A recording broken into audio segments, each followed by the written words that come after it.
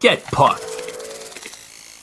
Hello, everybody, and welcome to the Get Pucked podcast. Luca, Dave, Vito, and Matt here. And how you boys doing? Pretty great. Good. Excellent. Well, I want to get into some stuff with you guys. We are recording on an off night. We had to make some accommodations, so by the time this comes out, we apologize if you started to become accustomed to our regular release schedule, which is usually on Tuesdays. But we're going to deal with it for this week. That little piece of business aside, boys, I think we have the very early stages of a goalie controversy. I don't know. Maybe controversy is a tough word, strong word to use. That said, let me put some stats down, and then you guys tell me what you think. There has been 7 games in this very early season so far, but it has been 2 very different stories for the goaltenders for the Canadiens. First, you have goalie number 1 on the depth chart, Sam Montembeault. His stat line is 2-2, which is okay. You're batting .500, not terrible. However, he's rocking a 3.26 goals against and an .857 save percentage. Again, small sample size, 4 games. That said, Dobes, the slated backup of the team for this season, is a pristine 3-0 record. He has a 164 goals against average and a lovely 939 save percentage. Beyond the stats, guys, we've watched all 7 games. You've seen how each one is played. You've seen how each one has controlled the puck, stopped the puck, how the team plays in front of them. Do you think that this needs to now start to be a little bit scrutinized further than how we were saying it maybe after the second or third game or something? Oh, goalie controversy. We're now 7 games in. I gave you the stat line. We've witnessed the games. Do you think Dobes deserves to have every other game? Does Montembeault need to have several games in a row because Dobes is truly the backup? Do you think there's enough there that if Dobes is the one that you're winning with the most, you ride the hot glove? What do you think? Start with you, Luca. All right. Well, I think you ride a hot goal. I know it's early, but he's a hot goalie right now. He's performing. Obviously, the stats speak for themselves. You also want to scare Monty a little bit, right? Trying to put him in the hot seat a little bit. Competition's good, sure. Yeah, for sure. Monty hasn't shown starter qualities this year so far, in my opinion.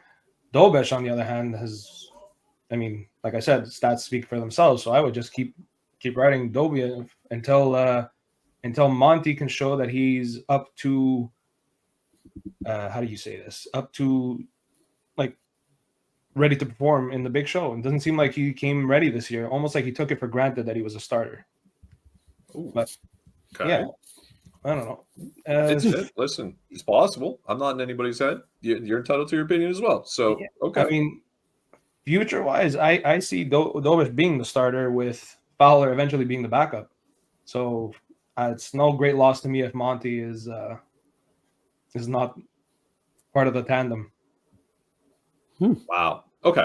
So to be clear, I mean, I didn't think we were going to go that far off the deep end. So yeah. You're already pitching Monty to the moon. He's like, okay, get him, move him into the back. I'm not saying now.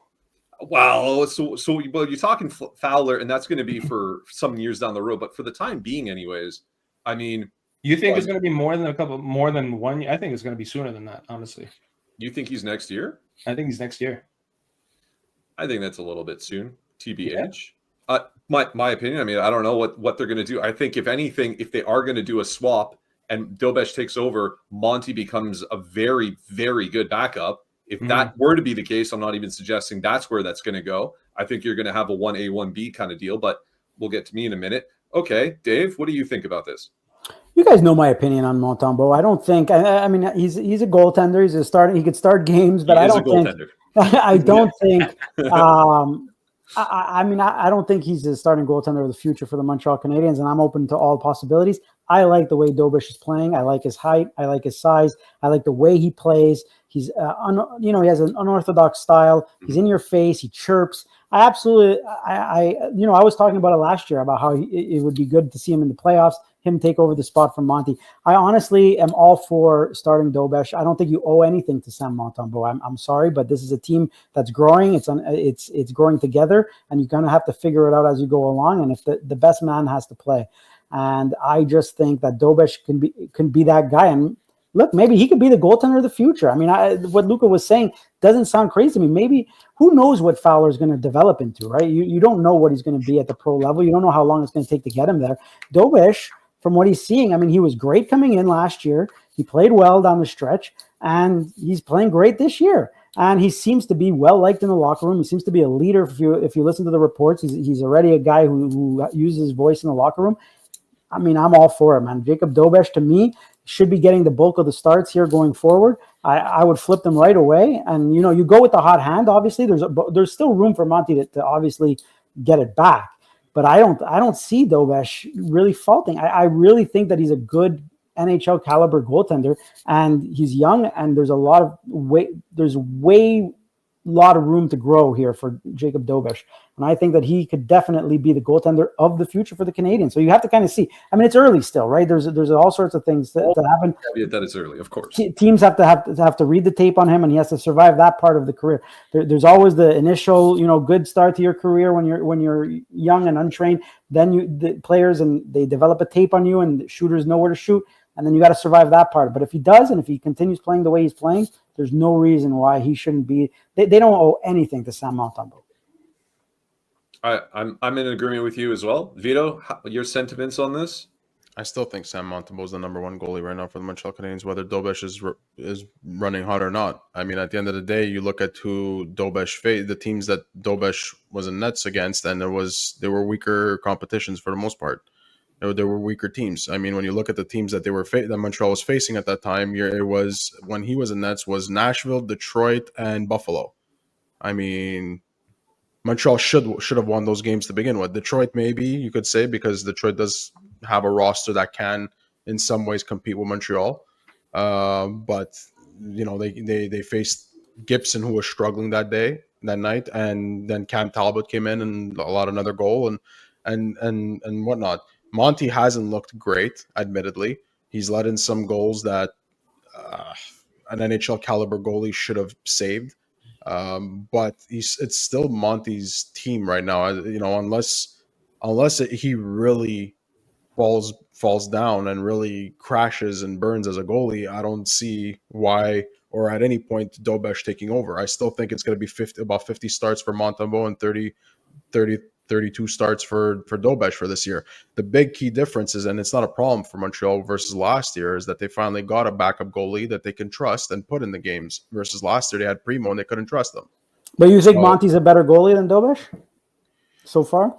I think so far in this 7 games. No, Dobes has performed better. No, the bulk of Dobes's play through. Yes, I still say Monty's a better goalie than, and he's a more proven goalie and a more experienced goalie than Dobes. Yes, Dobes did have a crazy. He's got a lot more games, though. Obviously, Dobes has had a crazy streak last year. If you remember when he went on that sequence of shutouts, but then we also remember when it got closer to the end of the year, Dobes was struggling, and Monty came in and started really playing. So, right now, flip it. Monty's struggling, and it's at the beginning of the season. But if you look at across the league, the majority of the best goalies in the NHL, and I'm not claiming that Monty's one of the best goalies, but the majority of the best goalies in the NHL are struggling and are playing below 900 save percentage. There's Shesterkin's at the top of the list, who, poor guy, should probably have gotten way more wins when you look at it. But I don't what even does think that have to do with him, though? Like, just out of curiosity, if you make the comparison, if you're saying that there are other starters that are struggling, is there some sort of? It's the beginning of the season when the goalies start to play and run and start to shake off the rust and get going. Goalies typically, most goalies need a rhythm to get going. They need to have games more frequently. They need to play more frequently and things like that. Dobes doesn't seem to need it. Well, yeah, he doesn't. But at the same time, there's a lot of rookie goalies that are right now, or young goalies that are thriving, and then they taper off as the season goes along, because it becomes a long season. It's 82 games going to 84 next year. So you would do Monty like game and then go to Dobes instead of doing 1-1-1-1? Well, right now you see, like, look, tonight, Montreal, they're playing Dobes again. Yeah, against Calgary. Against Calgary, but tomorrow it's Monty versus Edmonton. Edmonton's the better team versus Calgary. So it's more of a challenge, and it's going to be up to Monty to really probably have to help the Montreal Canadiens get that win on a back-to-back. Yeah, I would have flipped that. I would have flipped that. If I'm being honest with you, I would have flipped it. I would have given. I want to see what Dobes does against Connor McDavid and Leon Draisaitl. Well, I don't disagree with you, but they probably want to see if Monty is going to rise up to that occasion, because he's been struggling, and he admitted to it in one of his interviews that he put the last game that he played completely on him, and it's up to him to go and prove that he's the number one guy. At the end of the day, this is a guy who made Team Canada for whatever reasons, but he made Team Canada and he wants to make it again. So go prove it. Go out there. To me, Montembeault, it's not even about Montembeault's play. It's about Dobesh's play. I want to see more of what you have in Dobes. I just think that he's such a unique goaltender. He has all the aspects of being a goaltender that could take the Canadiens to the next level. I think it's actually fascinating. So it's more, to me, a reflection on Dobesh's play rather than although I've been critical of Montembeault in the past, and I feel the way I feel about it. I'm not taking anything away from Dobes. Dobes has been playing great, and I'm happy that they finally have someone that they could trust, because before then it was a default. You had to put Monty because you couldn't put Primo in, right? And now that's Toronto's problem. But it's just to say, now they have Dobes. Even if, God forbid, it were to happen where Monty gets hurt, and you say, okay, Dobes is gonna run this. You're like, okay, cool. He's proven that he can be very serviceable. He can get wins, shutouts. He's a big. I said it. I think it was last episode when it was just Luke and Matt and myself. When you look at Dobes play, he kind of reminds me a lot of a mix between Cristobal Huet and Halak.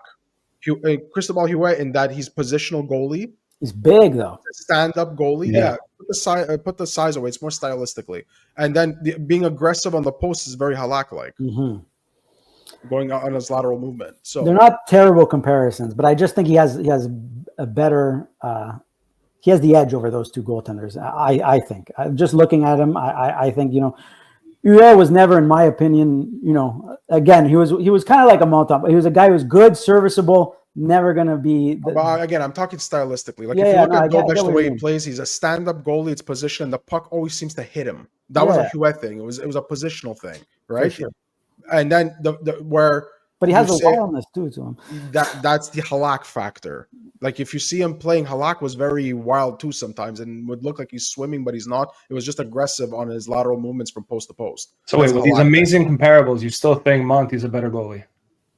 I said Monty's the number one and more proven right now. I still go with the more proven goalie. I'm still going to go with the goalie who for the last 4 years helped get us here.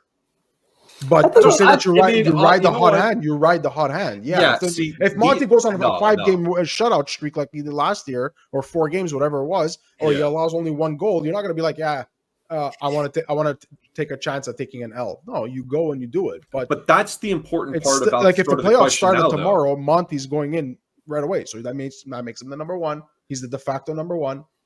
I mean, because of the small sample size, you can say a playoff start tomorrow, it's Monty, sure. But ultimately speaking, these points early on in the season have proven in the past that if you put enough in the bank now, it pays dividends much later on in the season. And if you got a guy who's rocking that kind of a save percentage, who is out there and commanding when he's in net, for whatever his reason. I mean, I don't care however you're justifying it, if you're saying that he's a younger or a rookier goalie and this start of the season sluggishness that the vets are going through is he's immune to it. Whatever the case might be, if he's the guy, then you go with that guy and you just promote that internal competition. You tell Montembeault and say, listen, you're still our guy. We're not looking to dump you out, but he's moving up. He's obviously doing something that you could very well see he's doing. We're going to get you back in. Play him out of your spot. Play him out. But I think to Dave's point, you cannot simply have an allegiance to a guy based on what he did. And Montembeault did last year some crazy stuff. I think he was 3rd in games played. It's a heavy load. It was second, if I'm not mistaken. Or second or third or whatever it was. 2 goalies that were tied for 63 games, and he played 62. Okay, whatever. So practically tied for first practically in most games played. He was a workhorse last year. What he did, I mean, is commendable without question. He won some big games too. But You have no more carousel goalie nonsense happening. You have defined two guys, and I think that Dobes is more than a backup. You can see when he's out there, he's got a little bit of that dog in him. It's more than just a guy you throw in there when your other guy needs a night off. And I got to go with Luke. I got to go with Dave on this one. I mean, if he's going to play tonight, like you mentioned against Calgary, if he stands on his head and puts another light out show on them, and they win, and Montembeault gets lit up against McDavid tomorrow. I mean, is that a fair assessment at that point? You'd have to. The only way you could really stop the pucks. If he gets lit up, I don't care who it is. If it happens to be McDavid, so be it. Yes, but at the same time, you'd have to then put the Dobes against a team that's equal or better than Edmonton, so that you could kind of like really see the difference, or you could see will Dobes stand up, and how would Dobes fare against Draisaitl and McDavid? So then David's right. They should have switched. They should have played. I would have done that also. I think I would have given the softball to Monty to build him up a little bit, and I would like to see what I got with Dobes. You're riding that kind of stat line. You're 3-0 so far in the season. McDavid and Draisaitl are coming for you. What are you going to do?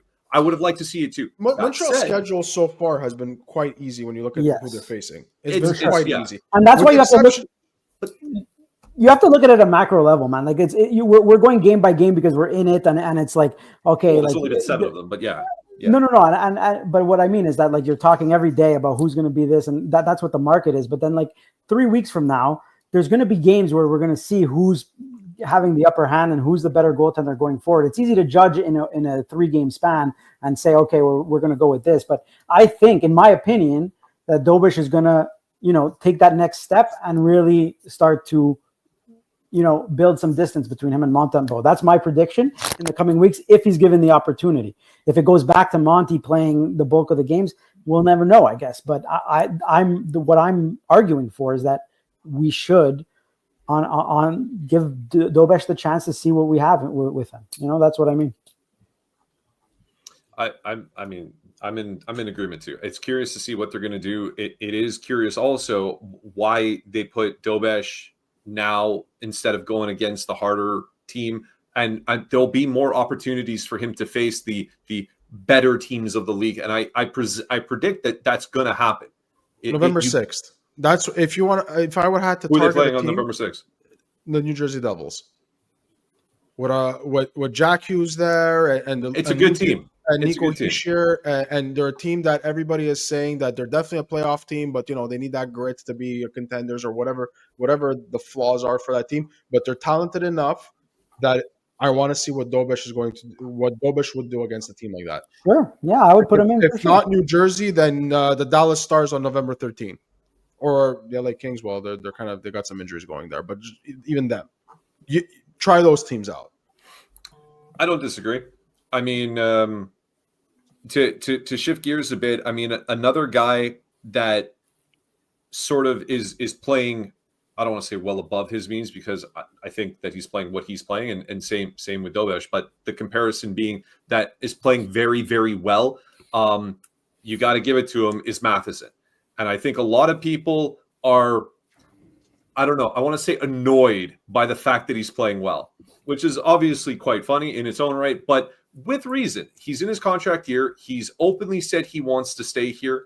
He wants to be here long term. That's been something else that he said. The concern always with Matheson was, when's he going to make that big blunder in a game? When's he going to do something that is going to come back to hurt the team?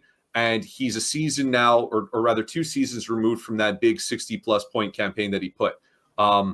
You got guys like Hudson now on the team, and Dobson. And so where is he going to fall? Where is he going to fit? So really the question is, in your opinion, we'll start again with you, Luca. Is this a guy who you would look to sign and keep with the team, given what he's been doing and how he's been doing it? And if so, what kind of term, what kind of money are we talking about? That anything beyond that, doesn't matter. You got to let this go. Or money term means nothing, and no, he has no future here. You guys ready? I think we should keep him. I think you need a The veteran. guy who presence. wanted to get rid of him. I know, but he's How been playing. the tables have turned. I know. Okay, tell us. So, Go on, he's go been ahead. playing. He's been playing great. Well, great. He's been playing very well this season so far. You said great. You're Yeah, allowed. he's been playing great. Yeah, let's be fair. He's been playing great.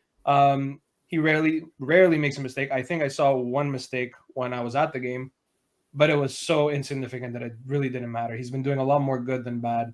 And like I said, you need a veteran presence. He's like one of the very few veterans we have that the Canadiens have, and just like, what term would you offer him? Well, he's gonna have to take some kind of hometown discount, but he wants longer term than shorter term, right? Well, it's a negotiating tactic. I would imagine that he's not looking to sign a 1-year contract. Yeah, he's probably looking for some years, some stability. I wouldn't give him longer, and this is the limit because I'd prefer shorter, obviously. But like for me, 4 years, 4.5 million. $4.5 for 4. Yeah. Okay. Don't think that gets it done, but okay. Yeah. Probably not, but No. you gotta draw your line in the sand somewhere. Yeah. But overall, because Vita's making the joke about it. Historically, when we talked to you in the past about Matheson, it has not been painted with pretty pictures. But obviously, if his play has converted you, then quite clearly what he's been doing, and obviously who he's been playing with, probably helps considerably. But he's been an asset. And we can't ignore the fact, I should have added in the beginning too, this is beyond the fact that this is a guy who is actively promoting himself to want to stay in this market. Mhm. He is from here. He is one of the alternate captains on the team. He is a leader here. There's a little bit more of that is part of this picture, and he's not just some random player. No. Just to add it, of course, most people know, but saying to say. So 4.5 for 4. Yeah, this and is your offer. You think they should sign him? Yeah, there's also a little bit of that excitement that he brings, that little offensive flair, like when he drove it to the net, and he just tried to sneak it back. Like I was there. That was an awesome play, and I was like, converted. Like I'm good. Okay. Yeah. Dave, your feelings on Matheson? It's such a tough one because Matheson's a good NHL defenseman. I mean, he's proven to be what he is. I always thought he was, is he a first pairing NHL defenseman? I'm still not 100% sold on it, but he's playing like one. So I would not be in a rush to sign him. And if you would have asked me this at the beginning of the season, I would have said, forget it. But he's working well with Dobson. I mean, look, we have a small sample size. Things are working out. Hudson took a deal. There's a bit more money on the table. I'd be open to seeing how the season plays out, and I'd be a lot more open-minded now than I would have been 7 games ago. I'm going to tell you that right now. I think that he does bring – I mean, he always had value, and he always brought value to this team, and he obviously but to me, he was always the guy who was put in that place because there was nobody else, and he kind of just had to run with it, and the points reflected that, and everything. You got the power play time, you got everything that went with it, so – it kind of reflected that. And then you look at their depth chart, you look at the D that's coming up, and you're like, okay, well, everyone's excited to see Reinbacher. Everyone's excited. Engstrom, when will Engstrom get a chance? So it's easy to push these guys out. But that being said, he brings an element to the Canadiens. And now with him playing so well with Dobson, and it brings a certain je ne sais quoi to the equation. So I have to see how it rides out for the rest of the year. So I would not be in a rush to sign him. Absolutely not. I think this is a deal that could get done very late in the season or even in the off season. I think that Mike Matheson, you kind of just wait a little bit and you see what happens. And I'd be willing to pay a little bit more than I would have at the beginning of the season. And then he's still a tradable asset. If you sign him to a reasonable contract, this is a guy who's very valuable to other teams anyways, depending. Let's not go crazy on the contract, but I think that it works. Right now he's playing at a $7-8 million pace. I don't think the Canadiens are going to pay that. But, he's a guy from here, and he sees how the Canadiens and the culture is coming and how they're trending. I mean, I could definitely see it. So I would be open to signing him, but let's see what he does this year. Let's see. I mean, it's a small sample size yet. Very good, sir. Vito. I don't think there shouldn't be a world where you're keeping Mike Matheson and still having Caden Goalie and having Lane Hudson and having Jack Eye and having Struble, all left-handed defensemen, all, potentially playing on their offhands and all that. They'll have to make a decision on somebody and make space where everybody's playing on the correct hand side with the correct handness. That's how I see it. So if they're to keep Matheson, and you can see he's liberated. You can see he's free. He doesn't have to be the number one guy. Doesn't have to be the go-to guy. Doesn't have to be the two-way guy or the point producer. That he's now a piece of the puzzle versus being the main piece. You look, Dobson and Lane Hudson are there to do the heavy lifting from the offensive side, and Matheson could be a secondary scorer in that regard.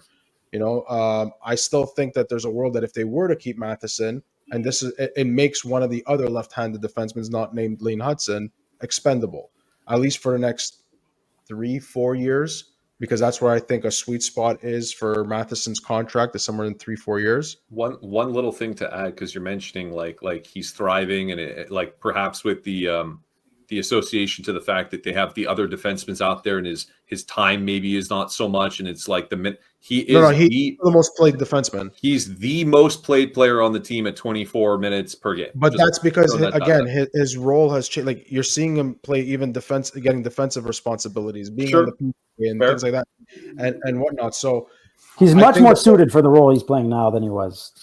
For sure, right? Yep. So, and now with Goalie being out, there's just more defensive responsibilities that are falling on Matheson to begin with, right? Somebody's got to take that spot. Then it's not necessarily going to be Lane Hudson, because you want him to do what he's been doing, quarterbacking things. And Dobson's been strong two-way. All this to say, would I re-sign him? I agree with Dave. I wouldn't be in a rush to re-sign him, but I think that if the Montreal Canadiens are to really consider it, it'd probably be before the Christmas break or anything before January 1st. Otherwise, it's going to go to the off season for sure. They don't have to be in a rush. I think he's going to have to take a discount, so to speak. And that discount it's going to be also in years. He may want 5 years. It's a negotiation. He's saying 5. Montreal, a sweet spot's probably around 2. They're going to meet somewhere in the middle at 3-4, in my opinion. And you're looking at $6 to $7 million for Matheson, which is still worth it for him. And he would be. He's basically at the same stage of where Jeff Petrie was when Jeff Petrie signed for $6.5 million. They're very similar players in many ways. Jeff Petrie ended up tapering off around that 34, 35 years old mark, and Matheson is getting to that same age. So I wouldn't want to sign him 6-7 years. I think that would be a huge mistake, because then you're going to get his version in Matheson in 4 or 5 years from now. Yeah, so, I don't think they're going to do that. But I expect Matheson to continue to now be one of those like 30, 40 point producers. And if somebody does get hurt and you have to slot him in, he can do it. He skates very well. He's got the energy. He's a local boy. And to Luca's point, you still need some of those vets, but you're going to have to make space. You can't have all these left-handed defensemen. Well, and that's precisely my follow-up question to you. If you're going to sign him, if you're going to do a deal where it's 4 years or something like that, the biggest concern that people have when they talk about signing him, beyond those that like just don't like him and they don't like his style of play, they say he'll hinder the progression of the young guys that are coming in. Well, you want a bold take? You want a bold take from me? Always. If they sign Mike Matheson, Ryan Barker, you move Caden Goalie to go get your 2C. You use a package, and I love Caden Goalie. I've got hockey cards of the guy. I've said it for the longest time, but you can't. The injuries are starting to pile up, even though they're not structural injuries, even though they're not like a knee or whatever. It's always these freak injuries. Fact of the matter is, the guy's got 170-point season. The thing is that's still good about Caden Goalie is he's very serviceable. He's a very good two-way defenseman. He's stable. He's a leader. He's $5.5 million on the cap for the next few years. Like, there's a big package there, but you're gonna have to give to get. And people might hate me for this one. And I'm only saying they do this if they actually re-sign Mike Matheson. Goalie, I have a fear that Goalie is going to be one of those what-if players. Like, what if he was healthy all his career? It's trending so much towards a guy who's just going to be banged up his whole career, which is such a shame because I think he could have been a powerhouse in this league. Yeah, and I still think it's possible, but you're right. The injuries are so frustrating, and especially on this Canadiens team, it just doesn't work. You have to be healthy. Like, I mean, Caden Goalie, if you look at him play, he could be for the Montreal Canadiens what Jacob Slavin is for Carolina. He could be that kind of guy. He's got the leadership qualities. He could a very strong, solid two-way game. Could make a good first pass, mobile. There's a lot of things of Caden Gould. The profile is great, but the injuries are piling up. Again, they're not severe injuries in the sense like it's not a knee issues, groin, or it's not stuff like that. But at the end of the day, you're looking at this guy, and if their plan is that they're going to sign Mike Matheson, I don't want to keep playing Lane Hudson on the right. If I'm the coach and I'm the Montreal Canadiens, I'll tell you the last thing before we move on. The last little key thing about Matheson, which is almost a little tongue in cheek to say, but just saying to say the last thing pro that Matheson brings to the team is he is a really good piece to have to entice a certain other he's a former Penguin, but another Penguin to make the move over to Montreal. It's just one of those things that I've seen pop up here and there. It's not a reason why you sign him. Talking about. I know what you're talking about. I don't think Mike Matheson's the guy that's going to move the Sidney Crosby. It's absolutely not. But I'm just saying. Chance. First off, don't misunderstand. I'm not saying you signed Mike Matheson Letang, to dangle him to bring Sidney Crosby. If it was Chris Letang, let's say, and he was with the Montreal Canadiens, that's a different story with the relationship. There could maybe say something there. But he's a guy who's played with Crosby in the past for several years. He'll obviously know that, hey, listen, he's from there, fine. But that doesn't always work favorably. He can get directly to a guy who says, I'm really thinking about it, Mike. Tell me what the vibe is in the room.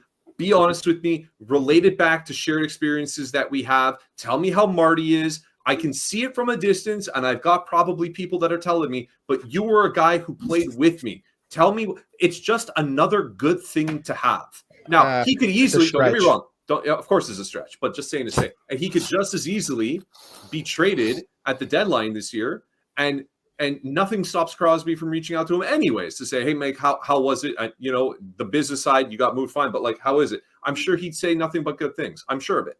It's just another one of those little things that's out there that I keep seeing pop up where when people try to say, oh, you want to keep Mike Matheson, they kind of sneak that one in at the bottom. And I don't know. I feel like that is a requirement that had to be shared too.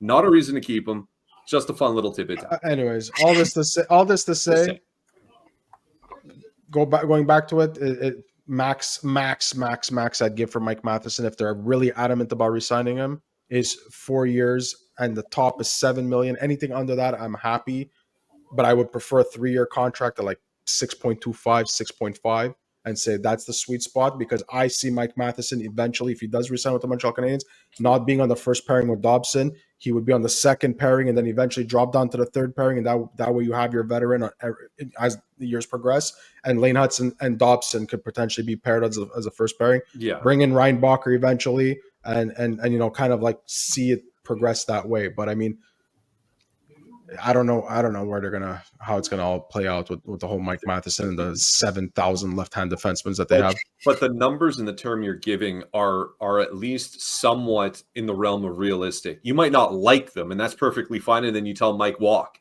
But when people are talking about, oh, he's got to take a discount, he's got to sign. Well, if he wants 4 years, it's got to be a 3 no. But it's because you guys are out of your minds. If you look at Mike Matheson now. It's because if you're looking at Mike Matheson now and the way he's been playing and what he's produced the last few years and how he's played out and whatever, and with the cap going up as significantly as it is, I mean, there's rumors now that in 2 years from now, cap's going to 120, right? So if the cap is going to that, all of a sudden, Mike Matheson's technically not a $6.5 million. You're looking at more like 8.5. And you have to look at the numbers based on the percentage he's eating up on the cap, and that would be a fair price from other teams is $8.5-9 million for a guy who can move the puck and do what he does.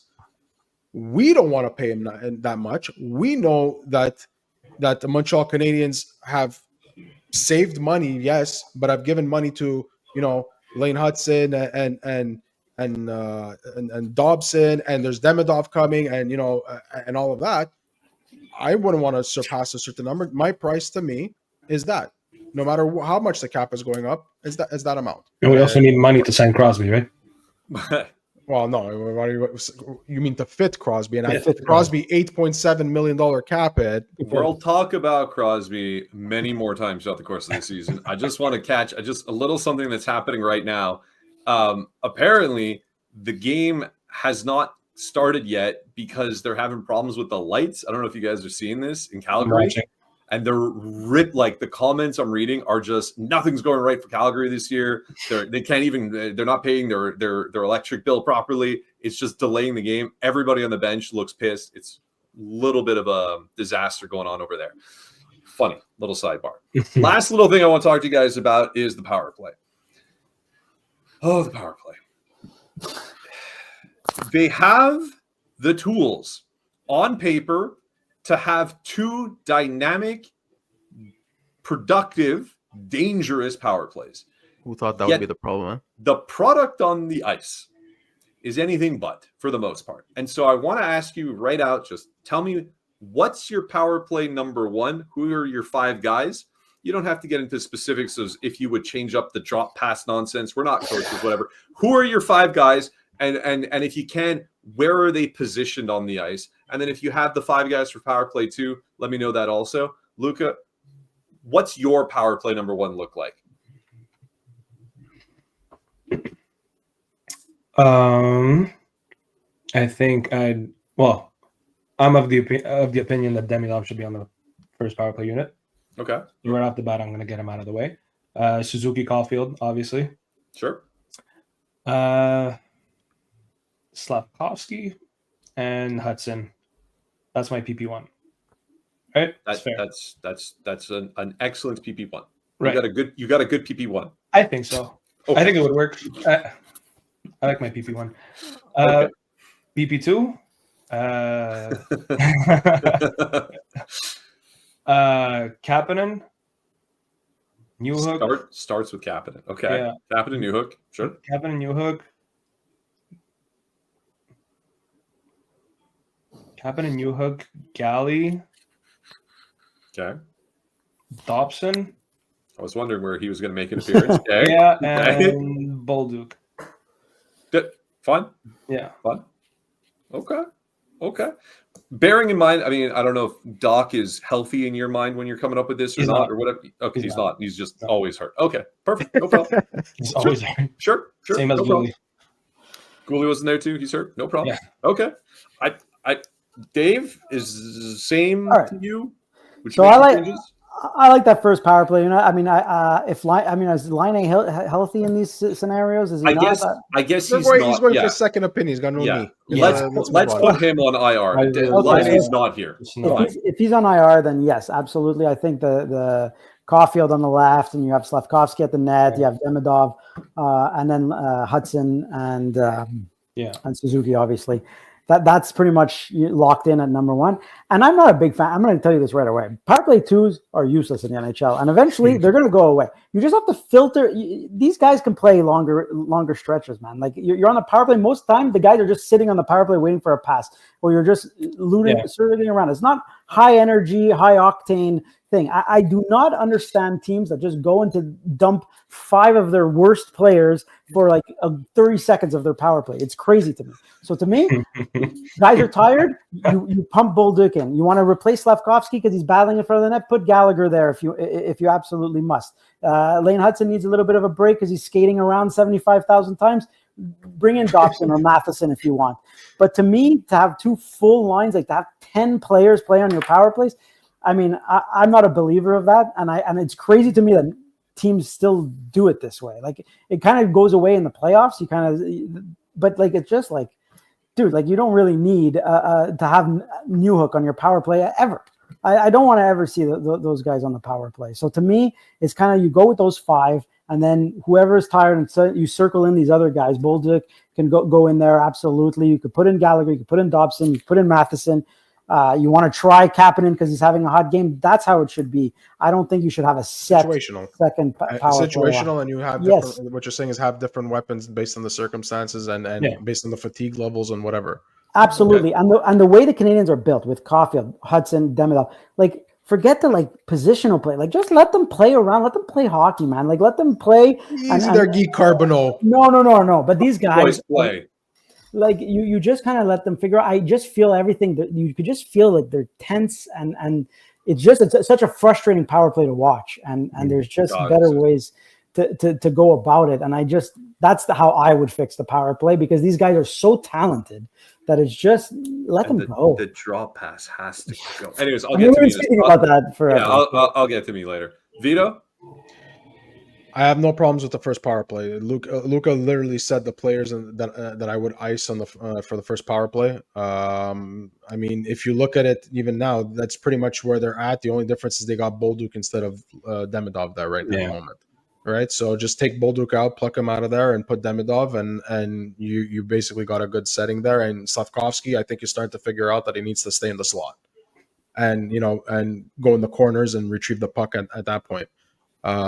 As for the second power play, I have no problems with Oliver Kapanen being there, but I'd say that if you have Kirby Dach on the team, it's Kirby Dach. He'd be replacing Kapanen, and Kapanen would give him more like PK responsibilities, more so that to give some players some time. The Dobson for sure is there. I you know what? I'd grab the second power play, and if you're keeping Matheson for the next few years, then it just might as well do Matheson and Dobson at the point, and grab Gallagher, go be a net front presence at least for another year, for the next year, before he's probably eventually retires or moves on, and ice whoever is there. Put Bolduc as the winger, because now you plucked them out of the first power play, and that's it. You're looking at Gallagher, Dach, Bolduc, Dobson, Matheson as the second power play.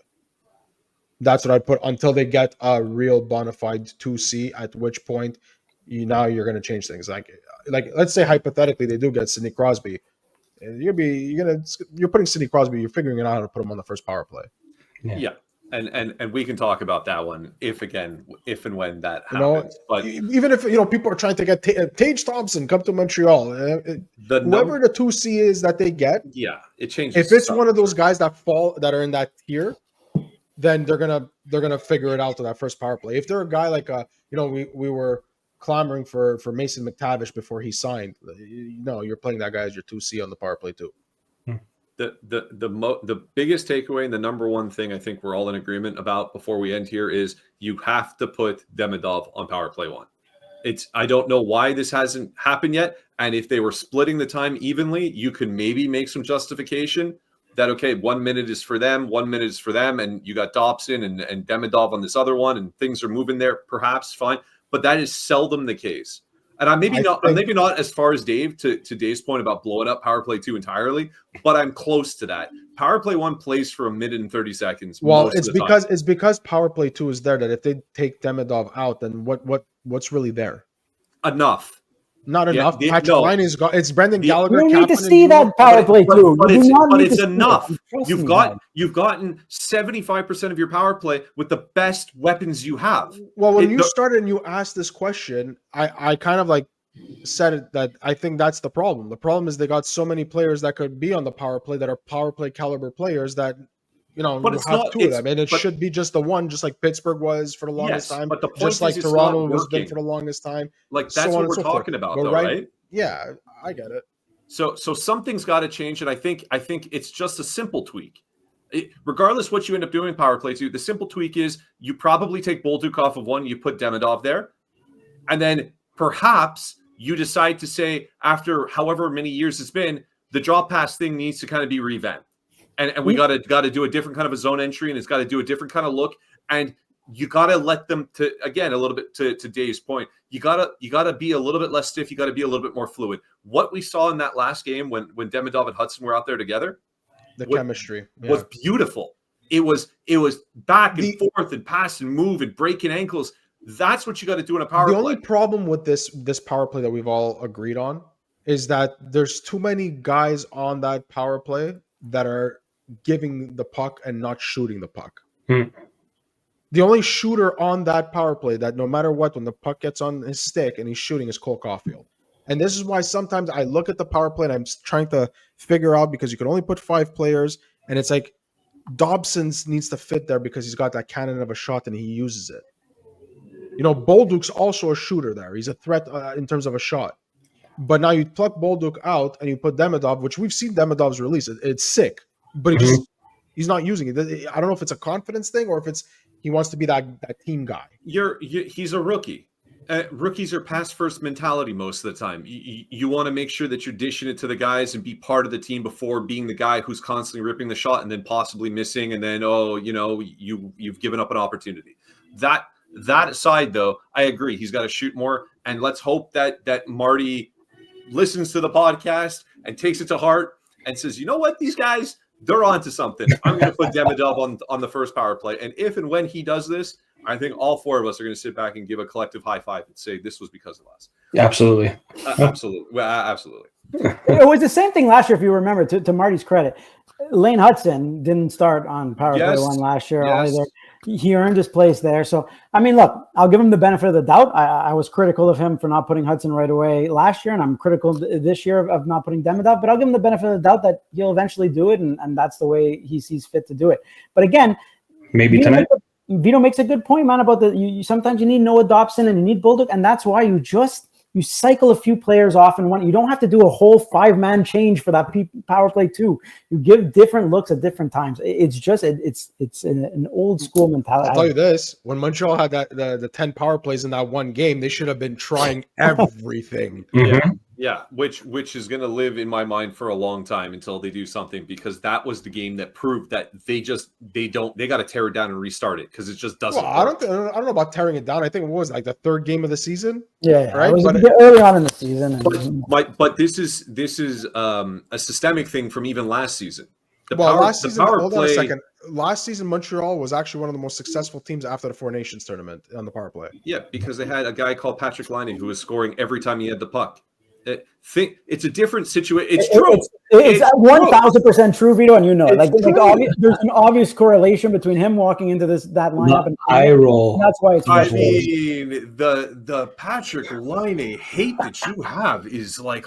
Anyways, we'll devote that to another episode. Thank you very much, everybody. We're coming to the end of this one. Thanks for taking the time listening a little bit longer this time around. Hope you appreciate it. Hope you liked it. Like, subscribe, do all the stuff that you do. We really appreciate it. It helps the algorithm and all the things and all the wonderful internet stuff that happens there that gets us plugged into more places. Old. It's because I am listening to you.